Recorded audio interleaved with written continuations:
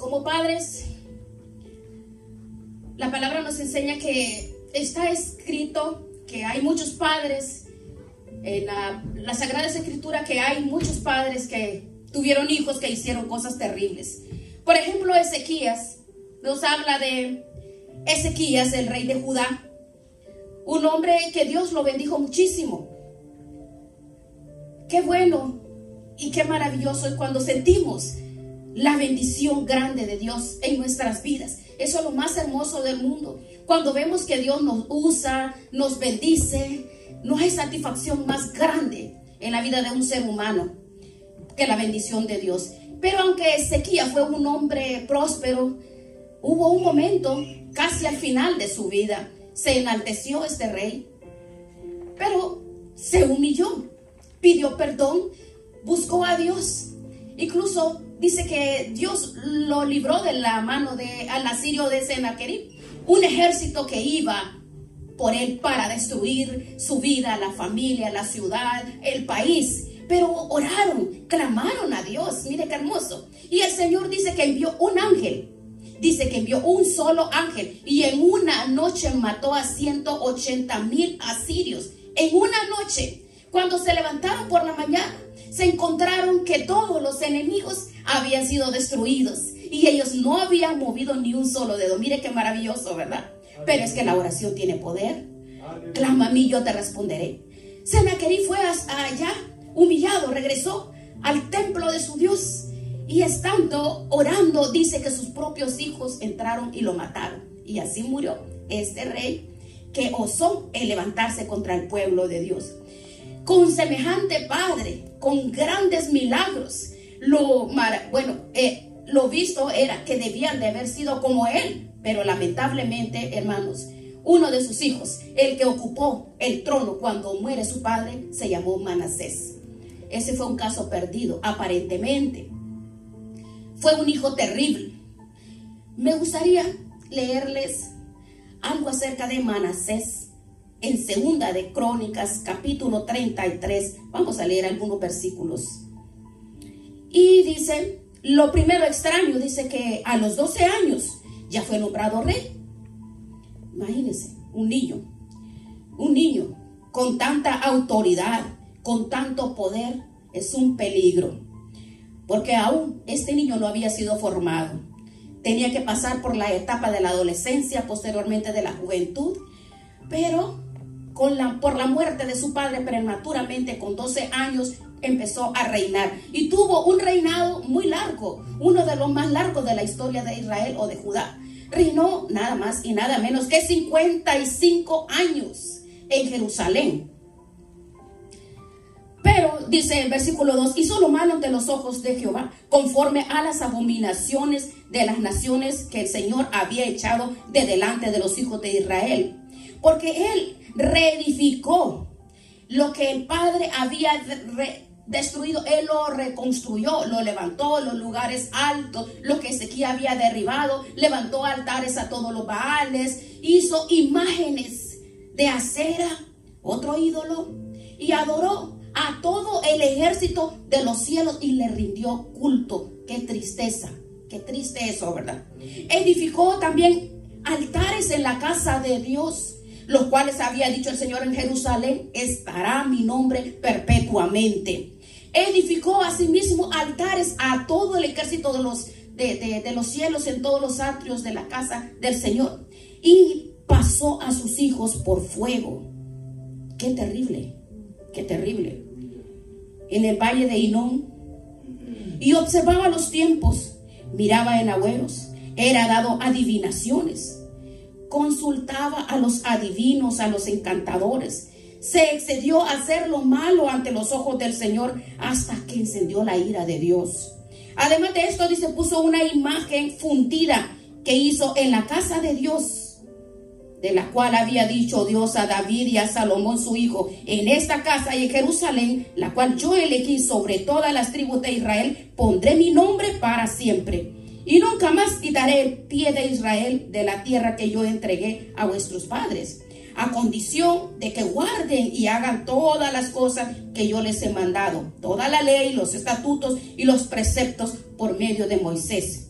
Manasés pues hizo extraviarse a Judá y a los moradores de Jerusalén para hacer más mal que las naciones que el Señor destruyó delante de los hijos de Israel.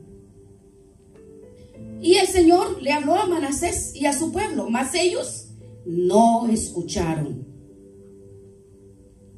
Hay otro versículo que nos da un poquito más de información.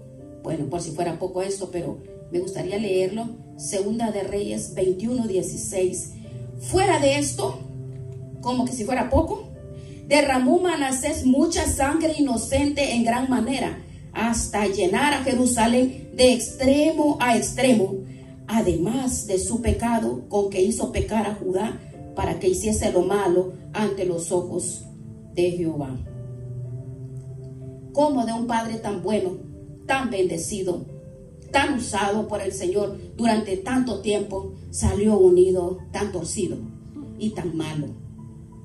Pero este no es el primer caso que vemos aquí. También los hijos del profeta Manuel salieron pésimos, malos, y algunos hijos de David, y otros casos también. Hay muchos casos.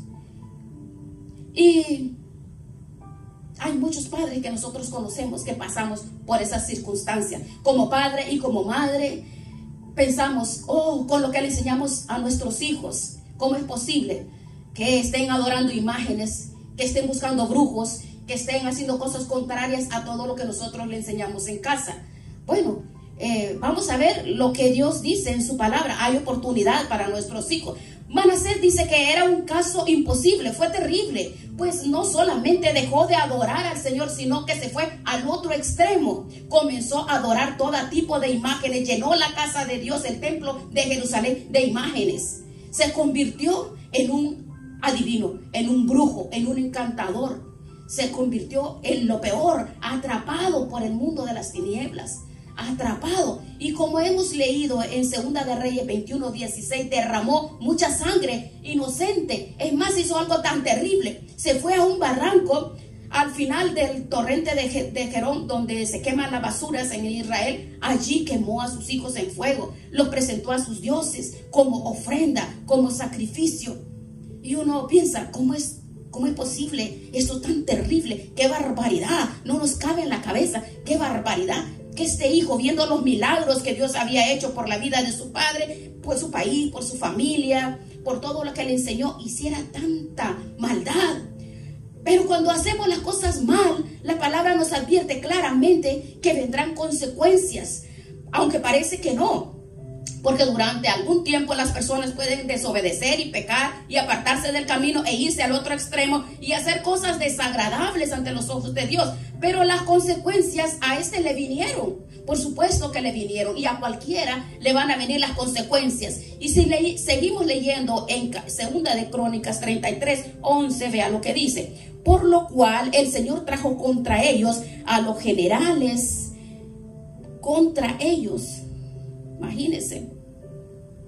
Y miren, vea lo que dice. Los aprisionaron con grillos a Manasés, los ató con cadenas y los llevaron a Babilonia. Él pensó que no iba a pasar nada. Bueno, yo soy el rey, pensaba Manasés. Aquí nada va a pasar, Dios no me va a castigar. Yo he provocado a la ira de Dios. Pero él pensaba, porque el nivel y la posición que tenía, no me va a pasar nada, ni contra mí, ni contra mi ciudad, ni contra el templo, no va a pasar nada. Por lo cual él profanó el templo, profanó su vida. Pero la palabra de Dios dice que el enemigo permitió que de muy lejos, nada más y nada menos que de Babilonia, lo aprisionaron con grillos, le pusieron cadenas en sus manos, en sus pies, y se lo llevaron bien lejos, se lo llevaron a Babilonia. Casi nada. Y a veces, como el hijo pródigo, tenemos que llevarnos un duro golpe en la vida, un revés, para volver en sí, para darnos cuenta que el camino que hemos escogido no es el correcto. Pero gracias a Dios, gracias al Señor, en la vida de Manasés hay un antes y hay un después. Bien, vamos a ver en Segunda de Crónicas, capítulo 33, el versículo del 12 en adelante. Veamos lo que pasó cuando él se encuentra solo en Babilonia, sin trono, sin autoridad, sin ejército, sin apoyo de Dios. Dice en el versículo 12, cuando fue puesto en angustia, dice, oró al Señor, clamó, humillado, se humilló grandemente ante la presencia del Dios de sus padres. Y cuando él oró, dice que Dios escuchó. Dios escuchó la oración de Manasés y lo restauró a Jerusalén. Ese es un milagro. Jamás ningún enemigo soltaría a un rey y lo volvería nuevamente a su ciudad, a su país. Pero, ¿qué pasó? Se humilló tan sinceramente Manasés, que la palabra dice que Dios escuchó en su angustia, en su dolor.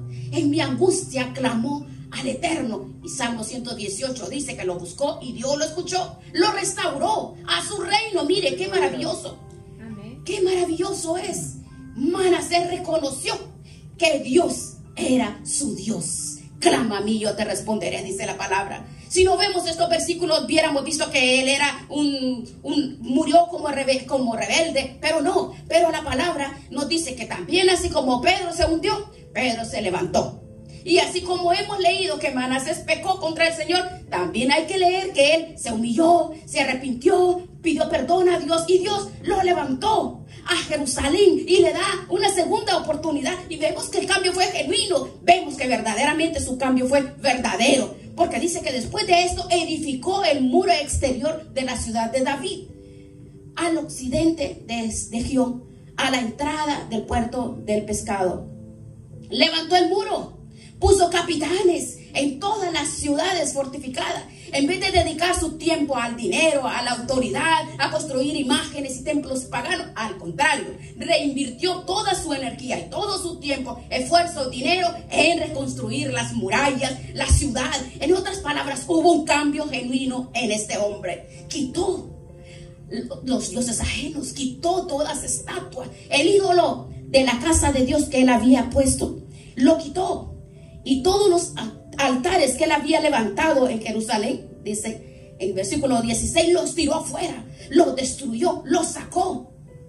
Preparó el altar del Señor. Mire, donde hacía sacrificios, reparó, sacrificó sobre sacrificios de paz, de alabanza. Y que dice, mandó a Judá que sirvieran a Dios. Mire qué cambio tan maravilloso, hermoso.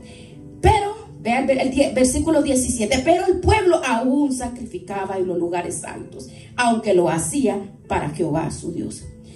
Versículo 18, los demás hechos de Manasés, su oración a su Dios y las palabras de los videntes que le hablaron en nombre de Jehová, el Dios de Israel, todo está escrito en las actas de las leyes de Israel. Así que vemos nosotros que este hombre recapacitó, se dio cuenta que el camino que había elegido y que había escogido no era correcto.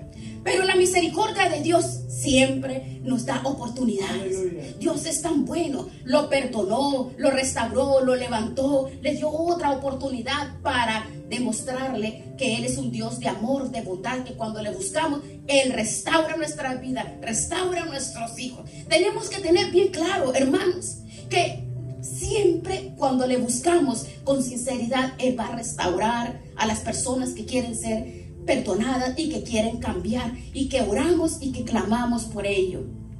No importa la situación que estemos, hay muchos padres que piensan, ¿será que pueden volver en sí? ¿Será que volverán el camino correcto a mis hijos? ¿Será posible? ¿Cuántos padres angustiados que sus padres han caído, sus hijos han caído hasta lo más terrible, han caído tan profundo? Y ¿será posible? Hay esperanza, porque dice el poder en la oración, el clamor, la intercesión. No podemos dejarnos vencer y buscar, que la palabra del Señor nos habla que cuando clamamos Él nos escucha. Buscar su misericordia, su bondad, interferir ante la presencia de Dios, no importa lo que sea, instruyendo a nuestros hijos, los que tenemos con nosotros.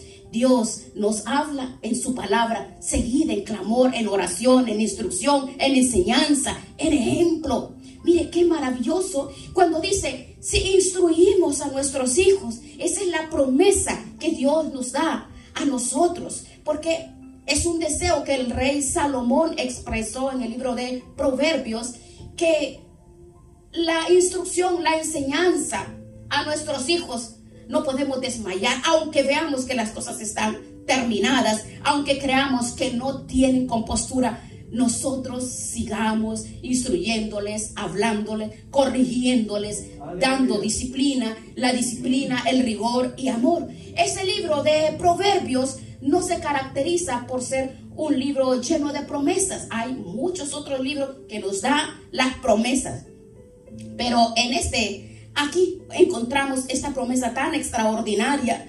Esta promesa entra en una promesa condicional.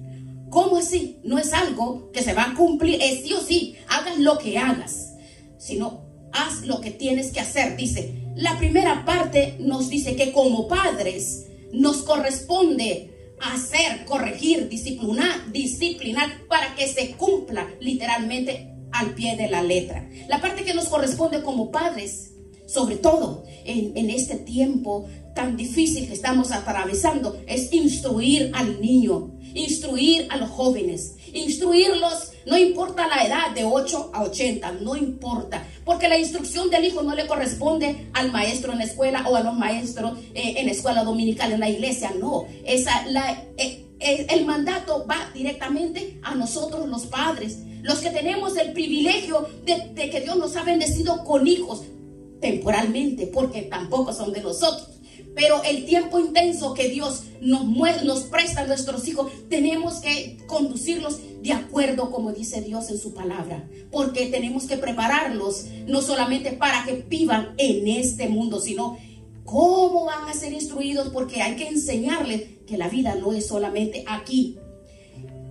¿Cómo? ¿De qué forma? Porque la juventud y el tiempo, mayores, grandes, personas adultas y pequeñas piensan que la vida es hoy y aquí termina. No, tenemos que enseñarles, entrenarnos, conocer nosotros y entrenar a nuestros hijos, que tienen que dedicar su vida al Señor en sus manos para tener un estilo de vida diferente. Es un trabajo y una responsabilidad inmensa delante de Dios, porque los hijos no son de nosotros, nos corresponde a nosotros. Nosotros somos los mayordomos de enseñarles la palabra de Dios.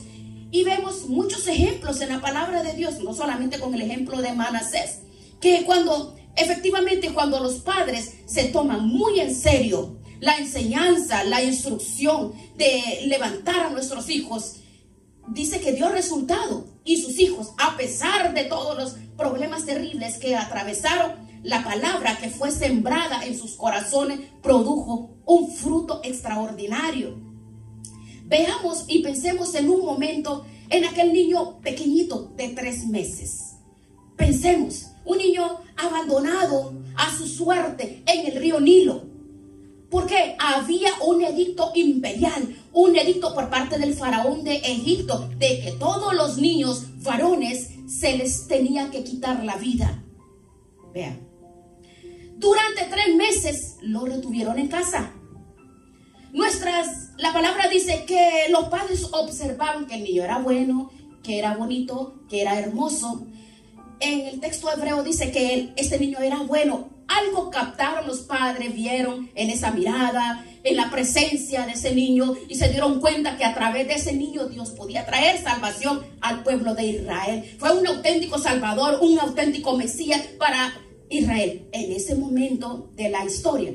Y con sumo cuidado lo pusieron en una canasta y lo prepararon de tal forma que no le entraba agua. Lo pusieron en el río Jordán. Su hermana mayor Miriam lo pone y espera pacientemente, esperando a ver qué pasaba con su hermano.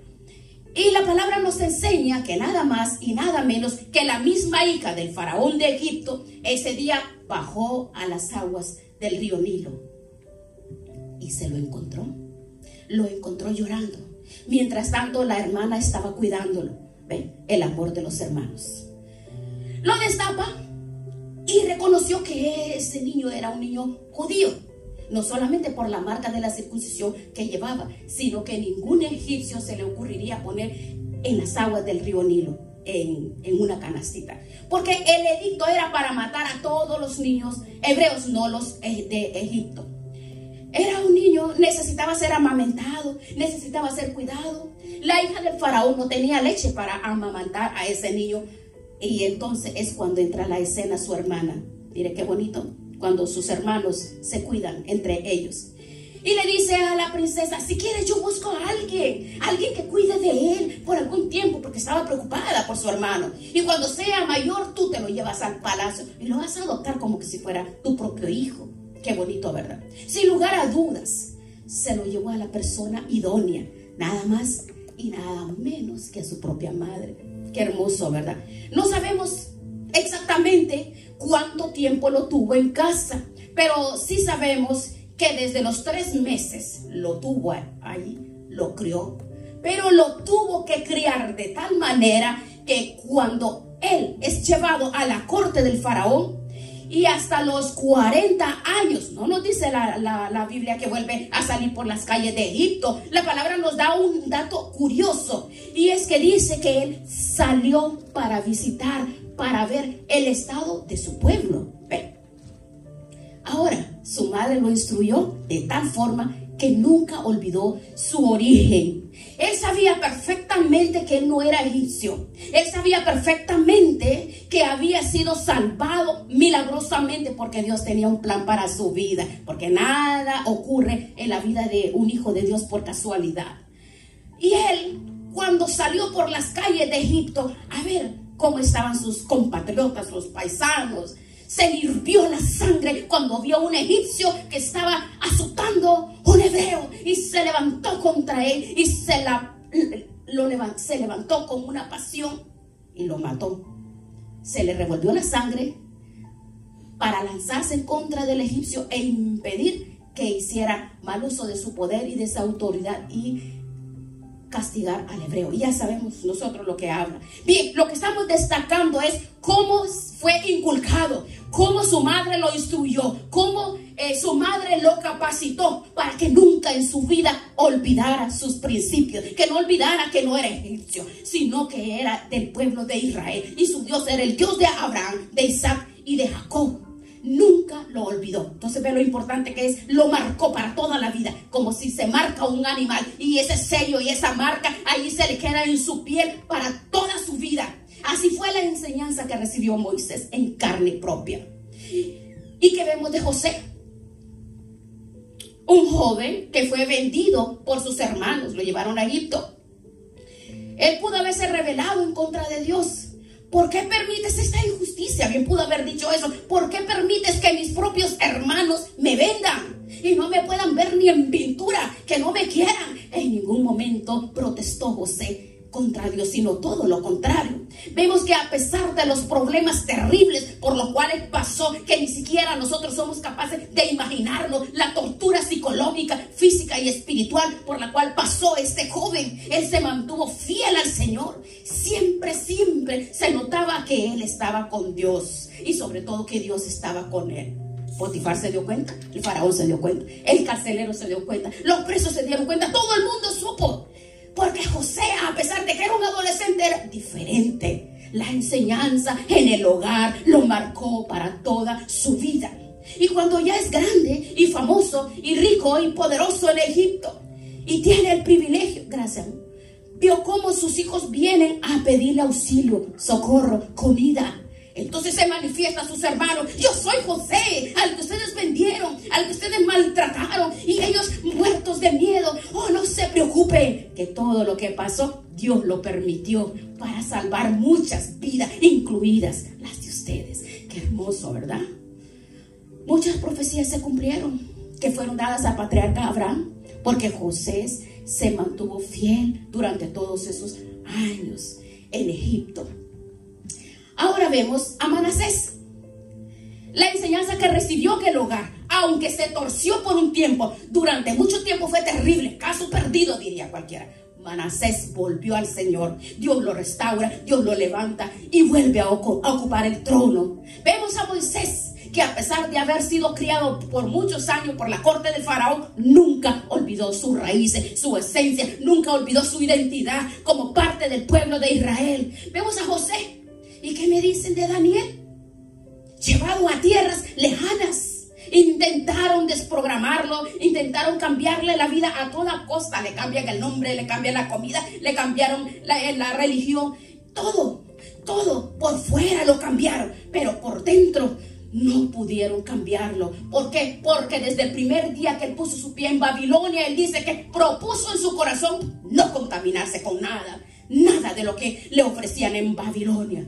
Y llega siendo un joven de 17, 20 años quizás. Murió en Babilonia con la fe en el Señor. Y llevando de rodillas a Belsasar, a Nabucodonosor, marcó la diferencia. Vemos que se mantuvo fiel a la enseñanza que recibió de niño cuando vivió en Jerusalén con sus padres. ¿Ven? Y de Timoteo, ¿qué podemos hablar? Cuando Pablo lo conoce y le hablan de él, le dice: este joven, aunque su padre no es creyente, y padre es griego, eso se lo dice todo. Su madre sí es creyente. Y dice que era un chico diferente. Era un niño de un hogar dividido, padre inconverso y madre, y se mantuvo fiel. Daba buen testimonio de él. Era un joven de buen testimonio. Era un niño de fe. Y cuando Pablo lo conoce, con el paso del tiempo, lo prepara, lo instruye, lo pone de pastor en la ciudad de Éfeso. Y llega un momento en que le escribe una carta. Le dice: sabes, ahora que te conozco un poco mejor, Pablo, ahora que yo sé, Timoteo, de dónde vienes, veo que la fe de tu abuela Loida se la traspasó a tu madre Eunice. Y veo que tu madre Eunice te traspasó la fe auténtica, no fingida, la que veo en ti. En la palabra fe, hermanos, ay, qué maravilloso poderles inculcar la fe. En el judaísmo dice que la madre es la responsable de transmitir fe, el papá del conocimiento. Pero si el padre no es creyente, a la madre le toca ministrar conocimiento y fe. Ahora, la influencia de los padres en la vida de los hijos es constante y permanente. Pero sobre todo la influencia de una madre o de un padre creyente que instruye, prepara, disciplina, que dedica parte de su vida, de su tiempo, para que sus hijos conozcan la palabra y conozcan principios. Claro que se pueden destruir, se pueden torcer como Manasés, pueden hacer cosas terribles, pero gloria a Dios que hay intercesoras como nosotras, las madres y los padres, porque Manasés nos habla antes y después. Cuando los hijos tocan fondo, ahí estamos los padres para levantarlos, porque hay segunda oportunidad para que sean restaurados. Hay oportunidad. Casi es el hijo pródigo del Antiguo Testamento, ¿verdad? Cuando dice que estaba solo en Babilonia, se humilló delante de Dios. Hay personas que en el momento de la situación, en el momento de la lucha, de la prueba, entonces se buscan, porque su corazón verdaderamente hay búsqueda, porque se convirtieron, porque recuerdan los principios que les enseñaron desde pequeños. Porque no importa dónde se encuentren, cuando hay principios, cuando hay enseñanza, vuelven a la presencia de Dios, vuelven al camino. No importa que lo veamos o no lo veamos, pero es nuestra responsabilidad. No es caso perdido los hijos que no están delante de Dios como debe de ser. Dios siempre tiene la última palabra. Primera de Reyes 8:63. Veamos. Primera de Reyes. Ofreció Salomón sacrificios de paz, lo cual ofreció 22,000 bueyes y 120,000 ovejas. Así dedicaron el rey y todos los hijos de Israel la casa de Jehová. La casa dedicar es la misma palabra que aparece en Proverbios 22:6 y dice: instruye al niño en su camino, instrúyelo. Esa palabra instruir, entrenar, aquí se traduce por la palabra dedicar. La mejor inversión que puedes hacer como padres es dedicar tu tiempo a instruir, a enseñar, a disciplinar a tus hijos en los caminos del Señor. No se sorprendan, pero hay padres que en vez de instruir a sus hijos, los instruyen en la maldad, en contra de sus propias familias, en sus propias familiares, en sus propios hermanos o contra sus propias primos y amistades. Eso es duro. Por eso tenemos que hacer la diferencia. Hay oportunidad. Entrenemos. Instruir a nuestros hijos es entrenarlos, porque cuando entrenamos, discipulamos, enseñamos es poner, el Proverbio 22:6 es poner principios en sus corazones, principios que se convierten lo que tiene en su corazón, y eso es lo que van a manifestar. En la palabra, cuando habla, cuando expresa, cuando habla, cuando se manifiesta. ¿Qué es lo primero que nosotros vemos? Por ejemplo, en un pozo. Lo primero que vemos en un pozo es un pozo que tiene cuántos metros de profundidad, pero vemos la boca de un pozo que tiene agua. Pero la palabra dice la importancia de enseñarles a hablar correctamente a nuestros hijos en cuanto a su vocabulario. En Eclesiastés nos habla acerca del poder de la boca. Veamos. Eclesiastés 5:5. Mejor es que no prometas y que no prometas y no cumplas. No dejes que tu boca te haga pecar. Ni digas delante del ángel que fue ignorancia. Porque harás que Dios se enoje a causa de tu voz y que destruya la obra de tus manos. El poder de la vida está, el poder de la vida y de la muerte está en la lengua. Por eso es muy importante ver cómo hablaba Jesús, cómo actuaba Jesús cuando le maldecían, cómo hablaba cuando le decían injusticias o calumnias o barbaridades. Y esa parte de instruir, de enseñar, de dedicar mi tiempo a mis hijos, por lo menos mientras viven bajo mi techo, para cuando ya sean mayores, viejos y no se aparten del camino, tiene que ver mucho con la boca. Tiene que ver mucho con la forma de hablar. El Señor Jesucristo, cuando vio que los rabinos, que los judíos de aquella época le daban tanta importancia a lo que entraba por la boca, les dijo: ¿saben? Ustedes constantemente están preocupados por lo que entra por la boca.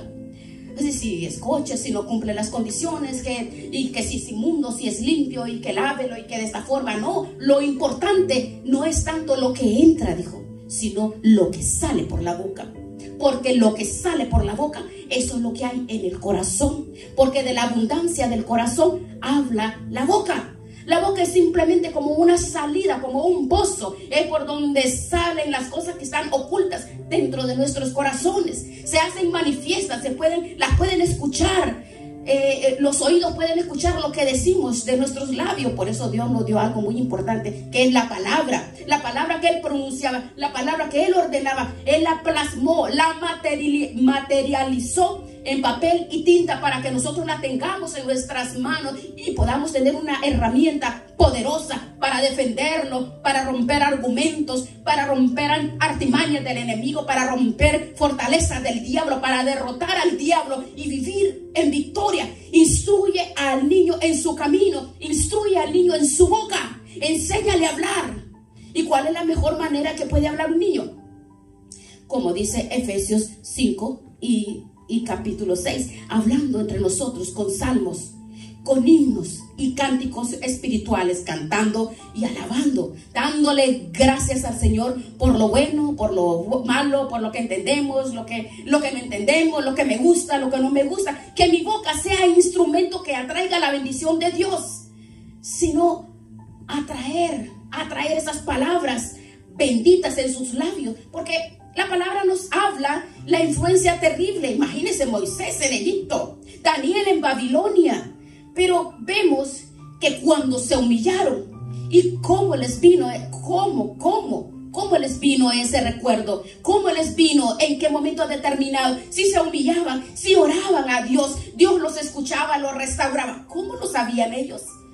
Por la semilla que un día sus padres plantaron en sus corazones. Qué hermoso. ¿Ves si es hermoso? Esa promesa tú y yo la tenemos que apropiarla, enseñarle a nuestras familias, a nuestras amistades, a nuestros vecinos, a los hermanos en la iglesia, a cada persona que nosotros podemos ayudar. Hagámosle. Hay padres que de repente sus hijos han salido de su jurisdicción, ya no viven con ellos, son adultos, tienen hijos, ¿saben? La promesa de Dios no conoce fronteras, no conoce edades. No importa dónde estén, no importa dónde se encuentren, no importa. Hay que instruirlos, no importa la edad que tengan. Tú y yo, mientras tengamos vida, tenemos que instruir, hablarle, estén bajo nuestro techo o no estén bajo nuestro techo, instruirle, porque en cualquier momento lo que tú le enseñes, en cualquier momento va a brotar, va a surgir. El Espíritu Santo le va a traer a recordar la enseñanza que sus padres le dan, la enseñanza que tu padre le habla por un teléfono o cara a cara. Eso el Señor lo recuerda en el momento de la crisis de los jóvenes, de los hijos, en el momento de la tempestad, en cualquier situación. El Espíritu Santo se lo recuerda porque son principios y valores que nunca se van a olvidar, porque han sido clavadas con tinte indeleble por parte del Espíritu Santo y son formados en ese momento, en el momento de la angustia, en el momento más fatal de su vida. El Espíritu Santo va a sacar la enseñanza de mamá, la enseñanza de papá, que le ministró, que le enseñó y que lo capacitó para saber vivir y aprender a vivir en este mundo, porque esa es la forma como el Espíritu Santo nos toca, nos enseña, nos capacita el estilo de vida que nosotros vamos a vivir en este mundo y a prepararnos y a tener nuestro boleto seguro para que el día que nosotros tengamos que partir de este mundo nos vayamos a la gloria del Señor. Porque la obra de Dios es estar en su presencia, y no hay cosa más maravillosa que vivir una vida llena de la presencia, llena del consejo, llena de todos los principios. Este es un mensaje maravilloso que yo pienso que todos los padres de hoy debemos de tomar esta palabra, porque hay muchos padres, muchos que están muriendo de tristeza, de soledad, de decepción, porque hay hijos que están perdidos y piensan que no hay esperanza. Sí hay esperanza, sí hay esperanza para esos hijos que han caído en vicios terribles, que piensas que no tienen compostura, y hay padres que terminan de maldecirlos. No podemos proferir palabras inapropiadas, porque las palabras maldicen. Ve, aquí Manasés fue un caso difícil. Entonces puede decir, no, pero es que lo de Manasés era fácil. No, lo de Manasés, humanamente hablando, era imposible. Lo de Manasés era imposible porque ni siquiera estaba en Jerusalén. Se lo habían llevado preso a Babilonia. Imagínense, era imposible. Es más o menos como si los guerrilleros, los de ISIS, se llevaran a Pakistán a uno de tus hijos, un guerrillero se lo lleve a esos lugares. Entonces, ¿qué le queda a un padre de eso? ¿Qué le queda a un padre pensar? Es así, más o menos, así estaba este hombre, así estaba Manasés, pero Manasés se humilló delante de Dios, se humilló y recordó al Dios de su padre, recordó al Dios, a ese Dios que le enseñaron a adorar en el templo de Jerusalén. Allí buscó a Dios. ¿Y qué hizo el Señor? Primero lo perdonó a él, lo restauró. ¡Qué hermoso! Y el Señor hizo algo maravilloso e impresionante. Dice que lo pusieron en libertad para que se fuera a Jerusalén. Esto no pasa en la vida normal. Esto no puede pasar, porque hay otros casos de reyes que nos habla aquí, que por ejemplo Sedequías se lo llevaron, y dice, a ese rey le arrancaron sus ojos y nunca más le permitieron volver a su tierra. Pero la palabra no dice que Sedequías se humilló delante de Dios, pero la palabra de Dios dice que Manasés sí se humilló delante de Dios. Entonces los resultados fueron diferentes. ¿Por qué fueron diferentes? No es lo mismo estar mal sin Dios que estar mal y proclamar en la angustia el poder y la misericordia de Dios, porque Dios hace misericordia. Me pregunto que si Sedequías, que fue posterior a Manasés, si hubiera seguido el ejemplo de Manasés y hubiera seguido el ejemplo, aunque le hubieran arrancado sus ojos, bien lo hubieran puesto al trono, pero él dice que no clamó. La diferencia es el clamor, la presencia, la búsqueda. Hay personas que no reciben porque no piden, así dice la palabra. Y como Sedequías no pidió, la bendición no le llegó a él. Pero Manasés sí buscó la bendición, pidió perdón a Dios. lo restauró, lo levantó. Ahora solo piense la cantidad de abominaciones que hizo, cómo mató gente inocente en Jerusalén, que dice que llenó Jerusalén de sangre de extremo a extremo, y cómo mandó a construir una estatua que lo puso nada más y nada menos que en la casa de Dios, en el templo de Jerusalén. Y seguro que eso es tan terrible, hermano. Me imagino que Manasés ha de haber dicho: solo me conformo con que me perdones, porque es horrible lo que yo hice. Me imagino que Manasés pensó: he dejado tantas mujeres viudas, he dejado tantos padres sin sus hijos, he hecho tanto daño. Que Manasés, me imagino que dijo: Señor, me conformo con que me perdones. Pero Dios siempre nos da más de lo que nosotros esperamos, porque las misericordias de Dios son nuevas cada día. Y no solo lo perdonó, lo restauró, lo llevó nuevamente a Jerusalén, y el postrer estado vino a ser maravilloso. ¿Por qué no puede ocurrir con nuestros hijos? ¿Por qué no puede ocurrir esto con tus hijos? Tú que estás decepcionado de tus hijos, que piensan que no tienen compostura. Claro que sí. Clamar, orar, interceder. Claro que sí puede ser. Como padres, nos corresponde a nosotros dirigir a nuestros hijos, llorar por nuestros hijos, clamar por nuestros hijos, porque esa es la misión que Dios nos ha dado. Vamos a darle gracias al Señor. Gracias, Dios. Hacemos una oración especial, es una oración de fe a favor de todos los hijos, esos hijos que estuvieron asistiendo a campamentos, asistieron a la iglesia, pero llegó un momento en su vida en que se enfriaron, se apartaron, te dejaron, Señor. Oramos exclusivamente por esos hijos que se apartaron. Tu palabra nos enseña que clamemos y oremos por ellos. Señor, tócales, Padre, donde quiera que estén, a todos estos hijos, estos jóvenes que se han extraviado. Recuérdales sus días del pasado, recuérdales aquellas oraciones, aquellos cultos, aquellas celebraciones, aquel tiempo de gloria que pasaron en tu presencia. Señor, recuérdales a nuestros padres y a todos los padres que tienen sus hijos que han sido destruidos por el diablo. Señor, levántalos, ayúdales, ten misericordia, Padre, ayúdalos. Porque hay jóvenes que se extraviaron porque escucharon malas conversaciones, vieron malos testimonios. Ayúdalos, tráelos tus caminos, Señor. Tráelos, Dios. Levántalo, Dios. Levanta a esos jóvenes que han sido decaídos, que han sido caídos. Levanta, Señor, a esos padres que les falta autoridad, que les falta tu presencia. Dios mío, ayúdales. Porque tu palabra dice que tú nos has dado autoridad, dominio propio para levantar, enseñar, disciplinar. Enséñanos a ser buenos padres. Enséñanos a ser buenos padres, Dios. En el nombre de Jesucristo te rogamos, Señor. Gracias, te damos gracias. Gracias por la instrucción que nos das. Gracias, Señor. Ayuda, Señor, a todos los padres, todas las madres que sufren y lloran por sus hijos que están perdidos, que se encuentran perdidos como Manasés. Señor, que vuelvan a sus caminos. Señor Jesús, te lo rogamos. Te rogamos por todos los hermanos que han sido extraviados. Te rogamos que así de igual forma ellos vuelvan a tu camino. En el nombre precioso de Jesucristo te rogamos. Te suplicamos, Dios mío. Te suplicamos, Dios. Tú lo vas a hacer. Gracias, Padre. Gracias, maravilloso Señor. Toda la gloria y toda la honra, Dios Todopoderoso, te damos a ti, Señor, toda la gloria.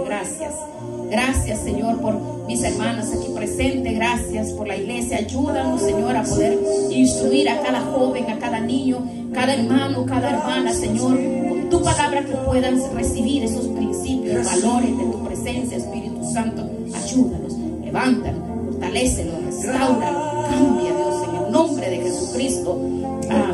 Gracias, Dios. Gracias, Señor. Toda